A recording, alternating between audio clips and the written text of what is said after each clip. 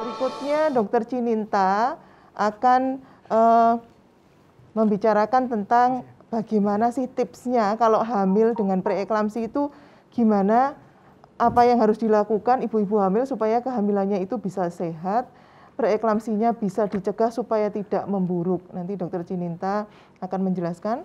Dokter Cininta ini adalah staf di Departemen Obgyn FK UNER Rumah Sakit Dr. Sutomo, Surabaya. Silahkan Dokter Cininta untuk memaparkan materinya. Assalamualaikum warahmatullahi wabarakatuh. Waalaikumsalam warahmatullahi wabarakatuh. Terima kasih atas kesempatannya dalam memberikan presentasi saya hari ini. Kemudian selamat siang juga kepada para ibu-ibu dan para bapak-bapak yang juga mengikuti webinar ini. Semoga masih semangat. Mari kita sekarang mengikuti mengenai hamil dengan preeklamsia, apa yang harus dilakukan. Ini saya mungkin menjelaskan hanya poin-poin pentingnya saja karena dasar-dasarnya tadi sudah sangat dijelaskan dengan baik oleh Dr. Aldika sebelumnya. Jadi yang akan saya bahas sebenarnya nggak terlalu banyak mengenai preeklamsia itu sendiri, kemudian pemeriksaan rutin yang harus dijalankan oleh ibu selama kehamilan dan gejala-gejala yang perlu diwaspadai. Tadi sudah disebutkan oleh Dr. Aldika bahwa preeklamsia ini adalah gejala-gejala yang harus diwaspadai pada kehamilan dan hanya muncul pada saat kehamilan saja, yaitu adanya peningkatan tekanan darah, adanya protein dari pemeriksaan air seninya ibu hamil, dan juga ada gangguan-gangguan pada organ lain yang juga bisa kita periksa pada pemeriksaan darah atau pemeriksaan laboratorium seperti tadi pemeriksaan fungsi liver, pemeriksaan fungsi ginjal dan sebagainya. Nah, ini siapa saja sih yang berisiko untuk mendapatkan preeklamsia? Tadi juga sudah disebutkan oleh Dr. Aldi. Tapi di sini saya bagi menjadi dua. Ibu-ibu mana saja yang punya resiko sedang dan mana ibu-ibu yang juga memiliki resiko yang lebih tinggi untuk mendapatkan preeklamsia selama kehamilan. Nah, yang disebut dengan resiko sedang ini sebenarnya tidak terlalu berarti harus santai-santai ya. Berarti ibu-ibu juga harus menyiapkan diri sebelum dan pada saat awal-awal kehamilan langsung kontrol dengan rutin dan peduli dengan gejala-gejala yang dialaminya. Jadi yang memiliki risiko sedang yang pertama kali adalah orang-orang yang menjalankan kehamilannya masih pertama kali. Dan yang kedua, kehamilan pertamanya itu terjadi pada usia di atas 35 tahun atau malah muda sekali di bawah 16 tahun. Nah, di sini pada faktor usia ini juga kira-kira resikonya lumayan tinggi, yaitu sekitar 2 kali ibu-ibu yang kehamilannya dijalankan, terutama kehamilan pertamanya terjadi pada usia sekian, itu memiliki resiko terjadi preeklamsia sebesar 2 kali lipatnya. Begitu juga dengan ibu-ibu yang dengan indeks massa tubuh lebih dari 30 atau yang kita sebut dengan obesitas. Nah, di sini juga resikonya meningkat sampai dengan 3 kali.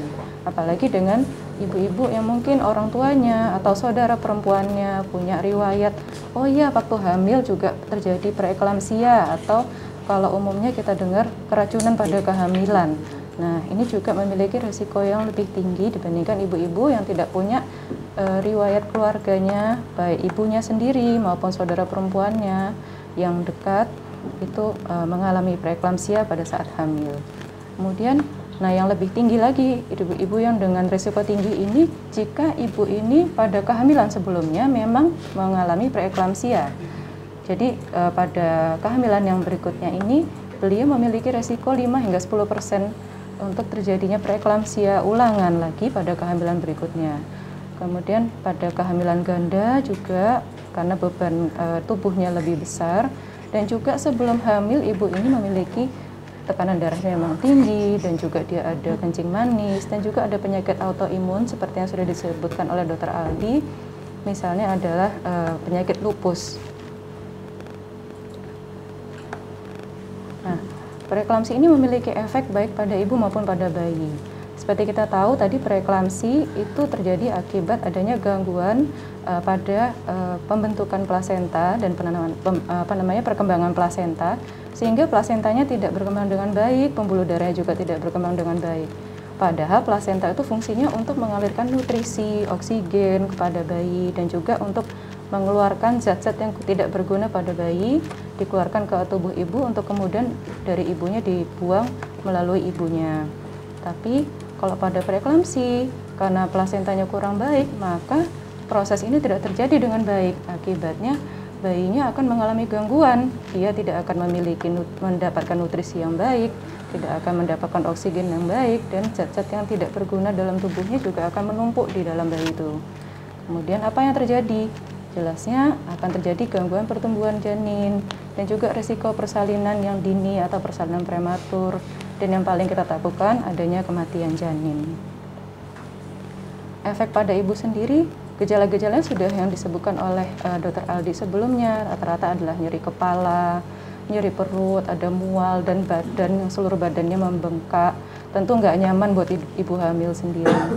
Kemudian jika terjadi sampai terjadi preeklamsia yang lebih berat lagi, yaitu tensinya di atas 160/100, dan juga ada gejala-gejala lain seperti mual-mual, itu berarti pasiennya harus dirawat di rumah sakit karena harus dilakukan pemantauan yang ketat oleh para dokter. Dan juga ibu ini juga akan memiliki resiko setelah pada beberapa tahun setelah beliau melahirkan, beliau juga akan mengalami penyakit-penyakit lainnya. Jadi apa dong yang harus dilakukan kalau ibu-ibu sudah mengalami preeklamsia, yaitu tadi yang dengan tensinya naik sekitar 140/100 atau bahkan mungkin menjadi 160/100. Nah, di sini pada ibu-ibu yang masih mengalami preeklamsia dengan gejala yang ringan, maka bisa dilakukan pemantauan di rumah.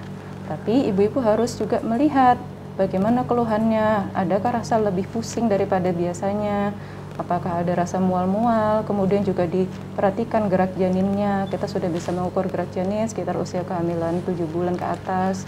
Dan juga jika ibu-ibu punya alat untuk mengukur tekanan darah di rumah, monggo dicatat dengan rutin tekanan darahnya. Kemudian jangan lupa juga tetap kontrol ke rumah sakit. Biasanya juga akan dilakukan pengukuran tekanan darah, dilakukan pemeriksaan kesejahteraan janin baik dengan ultrasonografi atau pemeriksaan USG maupun pemeriksaan denyut jantung janin yang agak lama atau yang disebut dengan NST, karena biasanya komplikasi-komplikasi yang disebabkan oleh preeklamsia salah satunya juga bisa dilihat dari pemeriksaan USG, misalnya didapatkan bayi yang lebih kecil atau ketubannya lebih sedikit dibandingkan seharusnya, atau ada gangguan aliran pembuluh darah di dalam bayi tersebut. Kemudian juga dari pemeriksaan NST biasanya juga didapatkan gangguan dari denyut jantung bayinya. Di sini kita bisa lihat contoh cara pengukuran tekanan darah yang baik. Tentu ibunya harus dalam kondisi yang rileks. Jadi kalau misalnya ibunya dalam kondisi masih ngos-ngosan, baru jalan, misalnya buru-buru dipanggil oleh dokter, kalau masih ngos-ngosan, lebih baik ibunya istirahat sebentar sekitar 1 hingga 5 menit baru dilakukan pengukuran tekanan darah agar bisa didapatkan pengukuran tekanan darah yang baik. Tidak disebutkan dari panduan-panduan internasional, mau tangan kanan maupun kiri sama saja. Bagaimana kalau saya mendapatkan didiagnosis dengan preeklamsi gejala ringan, yaitu misalnya tekanan darahnya masih sekitar 140/100 dan tidak ada gangguan-gangguan lain, misalnya dengan tanda-tanda mata kabur, mual, dan sebagainya, maka bisa dilakukan perawatan jalan, yaitu kita bisa melakukan kunjungan rutin paling tidak 2 minggu, tadi juga dihitung gerak janin dan juga tetap mengkonsumsi multivitamin, juga kalsium. Dan biasanya persalinannya juga tidak akan lama-lama. Jika kondisinya stabil, ibu baik, kondisi janinnya juga berat badannya bagus, itu bisa dilakukan persalinan di atas 37 minggu. Kenapa kalau di atas 37 minggu? Karena kita juga menunggu kondisi bayinya baik, optimal, sehingga bisa lahir dengan kondisi paru-paru yang baik, berat badan yang cukup. Tapi nanti jika di sekitar usia 37 minggu atau sebelumnya didapatkan perburukan kondisi baik pada ibu maupun bayi, maka tidak menutup kemungkinan persalinan akan dilakukan lebih cepat. Ini saya sepintas menunjukkan bagaimana cara menghitung gerak janin. Jadi di sini ibu-ibu bisa menghitung kurang lebih pada waktu-waktu, misalnya pada pagi hari atau malam hari saat ibu-ibu bisa konsentrasi, maka dihitung gerak bayinya.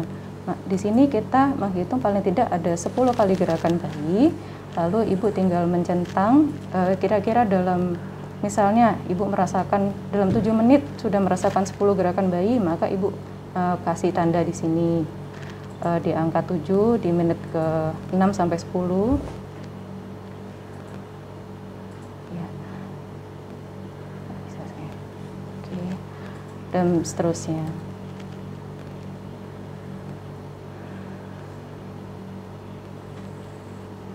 Bagaimana jika terjadi preeklamsi dengan gejala yang berat, yaitu di mana tensinya sudah di atas 160/100 dan juga ada keluhan yang lain, misalnya ada mual muntah, ada juga tanda-tanda kekurangan pertumbuhan bayi yang terganggu, maka jika usia ibu ini masih kurang dari 34 minggu kehamilannya, maka bisa dilakukan perawatan di rumah sakit hingga usia kehamilannya mencukupi atau berat badan janinnya tercukupi. Di sini kita pakai patokan 34 minggu karena dengan harapan berat bayinya sudah cukup sekitar 2 kilo ke atas dan organ-organ janinnya juga sudah cukup matang. Dan selama dirawat di rumah sakit, ibu-ibu harus cukup istirahat karena agar tekanan darahnya tetap baik, sekaligus juga disupport atau didukung dengan pemberian obat-obatan untuk pematangan paru dan obat-obatan untuk melindungi sistem saraf janin. Namun jika sudah di atas 34 minggu, maka seperti kata Dr. Aldi sebelumnya, obatnya preeklamsi itu adalah persalinan segera. Karena jika tidak dilahirkan, maka gejala-gejala preeklamsi ini akan semakin memberat.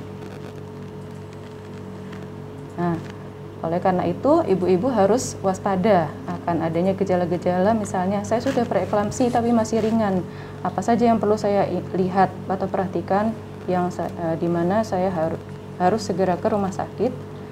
Tanda pertama adalah adanya nyeri kepala yang hebat yang tidak membaik dengan ibu beristirahat. Nyeri kepalanya biasanya di belakang kepala, mungkin juga bisa menjalar sampai ke leher. Kemudian ada mata kabur. Berikutnya ibu sudah merasakan adanya mual yang amat sangat, nyeri ulu hati dan muntah-muntah. Kemudian juga ada sesak nafas, nafasnya lebih cepat, juga harus segera ke rumah sakit. Nyeri ulu hati dan juga pembengkakan pada seluruh tubuh, tidak hanya terbatas pada kaki saja. Kemudian kalau yang terkait sama janin, ya kalau gerak janinnya berkurang, kok rasanya dia tidak aktif seperti biasanya, juga adanya nyeri perut maupun perdarahan, kadang-kadang juga tidak disertai perdarahan, tapi perutnya lebih sakit dari biasanya, itu kita takutkan terjadi perdarahan pada ari-arinya. Maka itu adalah kegawatan yang dimana ibu harus segera ke rumah sakit untuk dilakukan penanganan selanjutnya. Resiko di masa depan pada ibu-ibu yang mengalami preeklamsia pada kehamilan ini meliputi banyak organ. Salah satunya adalah jantung, kemudian pembuluh darah yang akibatnya mengakibatkan adanya serangan jantung, meningkatnya risiko terjadinya stroke dan juga kelainan pada ginjal. Ini resikonya bisa terjadi meningkat 3 hingga 5 kali, kira-kira mungkin antara 5 hingga 10 tahun setelah ibu itu mengalami preeklamsi. Oleh karena itu, walaupun ibu sudah bersalin, tapi ibu tetap harus rutin periksa ke SPOG atau dokter lain, ke SPOG kira-kira hingga masa nifas untuk memonitor atau mengobservasi kondisi ibu, terutama tekanan darah, kemungkinan jika ada diabetes, ibu juga akan harus mengontrol gula darahnya. Selanjutnya apa yang harus kita lakukan? Pertama adalah menunda kehamilan.